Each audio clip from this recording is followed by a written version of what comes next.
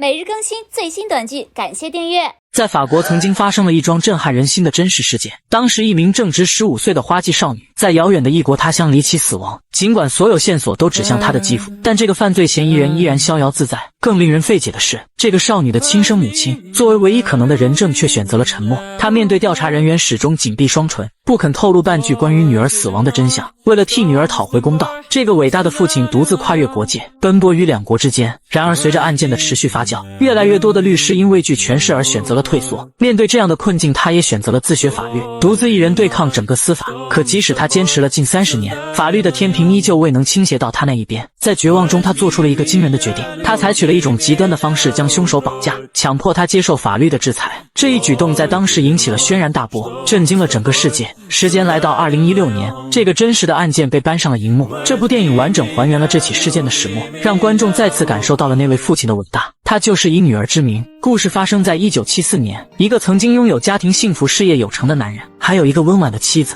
以及一对可爱的儿女。然而麻绳专挑细处断，厄运只找苦命人。某个阳光明媚的早上，丹尼尔携带全家去滑雪，却不料在路上为了避让车辆，车子失控冲下了山坡，女儿因此陷入昏迷，情况危急。正当丹尼尔不知所措时，一个名叫赛夫的医生如天使般降临，用他的医术拯救了女儿的生命。丹尼尔对他感激不尽，赛夫那温文尔雅的气质赢得了众人的好感。可事情的发展出乎丹尼尔的意料，这个看似温文尔雅的天使，实则是个披着羊皮的狼。他用甜言蜜语偷走了丹尼尔妻子的芳心。当丹尼尔得知这一切后，丹尼尔强迫自己冷静，询问妻子是否愿意离婚，可妻子却说只是不自觉地听了他的花言巧语，才做了糊涂事。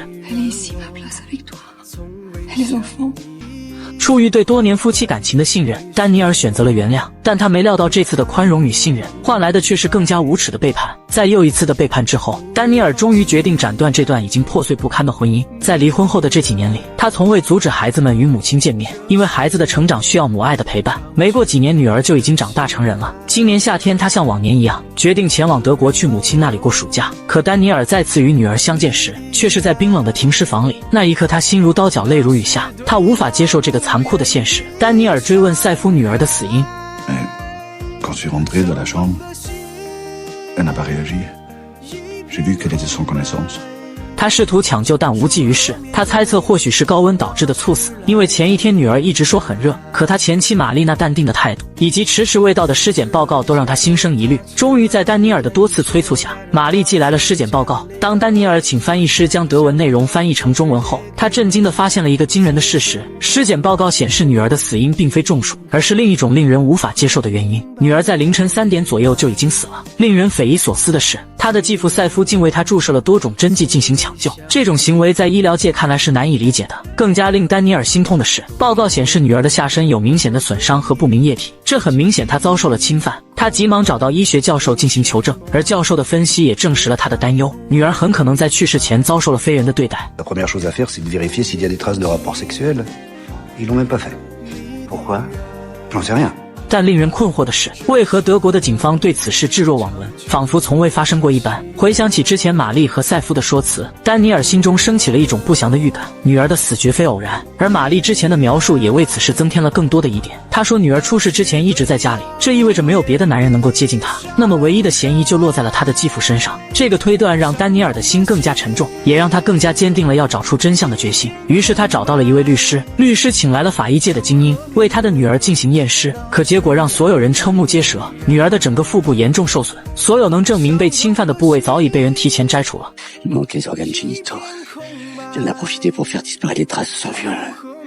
此后，他和律师开始在两国间频繁奔波。在这期间，玛丽却拒绝提供任何援助。在经历了多次的来回奔波后，终于从德国手中取得了初次尸检的样本。法国的专家团队经过分析后断定，这会导致女儿窒息。而在发现女儿不幸死亡后，赛夫又急忙伪装救治，但这一切只是推测。为了找出凶手，丹尼尔开始在街头夜以继日地发放传单。好在他的努力没有白费，他的事迹引起了社会的广泛关注。为此，政府派遣了顶尖的律师和法官对此案进行彻查，最终对赛夫判处了30年有期徒刑。但德国却在这时对法国司法部门进行了施压，结果赛夫的刑期被大幅缩短到15年。本以为一切将尘埃落定，但丹尼尔却得知赛夫的国际通缉令一直未能执行。德国的压力让法国在司法上退让，以及外交压力，法国更是无法多言。这意味着赛夫可能无需承担任何法律责任，这对丹尼尔来说无疑是巨大打击。他他这13年的努力瞬间化为泡影。为了将赛夫缉拿归案，他必须设法将他引渡到法国。丹尼尔推测赛夫不会留在德国，于是连夜与德国周边国家联系，要求他们对赛夫保持高度警惕。数月后，他得知赛夫在奥地利被捕的消息，这个消息让丹尼尔看到了希望。正当他坚定地要求奥地利将赛夫引渡至法国接受审判时，然而命运却再次捉弄了他。奥地利却在德国外交部的重压下，竟然把赛夫给放了。这一刻，丹尼尔仿佛被冰霜覆盖，心灵被冻结，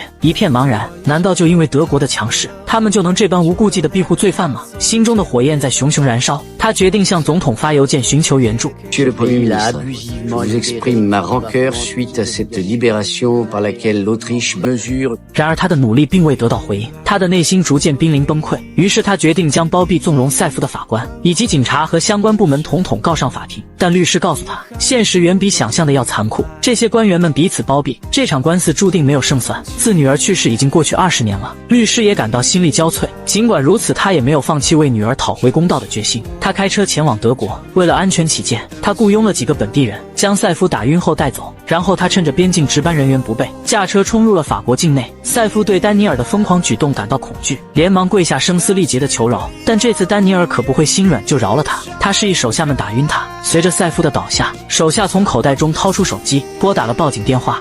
Recherché par la justice française.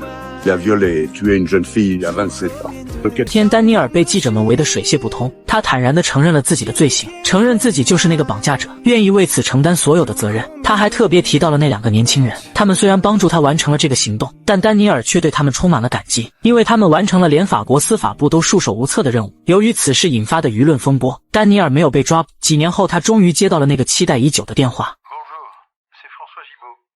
Bonjour, alors vous avez des nouvelles? Des infos excellentes. Krumback a été écroué à la santé.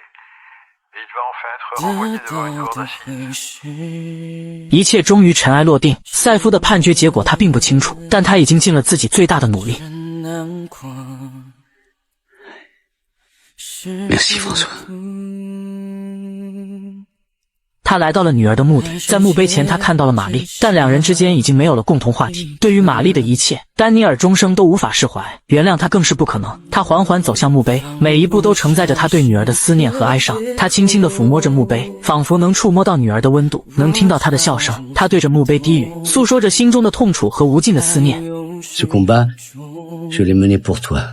绝望中，他依旧坚定地向前。然而讽刺的是，他30年如一日的坚持与付出，最终只换来的是凶手15年的刑期。这便是欧洲所谓的人权，没有死刑的制度，这是保护还是纵容？那些令他们引以为豪的法律，却没能给这个伟大的父亲一个公正的审判。最终后面只能通过绑架这样的极端手段，才让这个凶手落网。不过值得一提的是，在真实事件中，丹尼尔长期追踪罪犯，导致积蓄寥寥无几。那些绑匪并没有向他收取佣金，或许在他们心中，这位父亲的坚持与执着，早已超越了一切金钱的衡量。他们虽然是绑匪，却也是这世间难得的良知与善良。Je remercie les ravisseurs qui ont su faire le travail à la place de la justice française.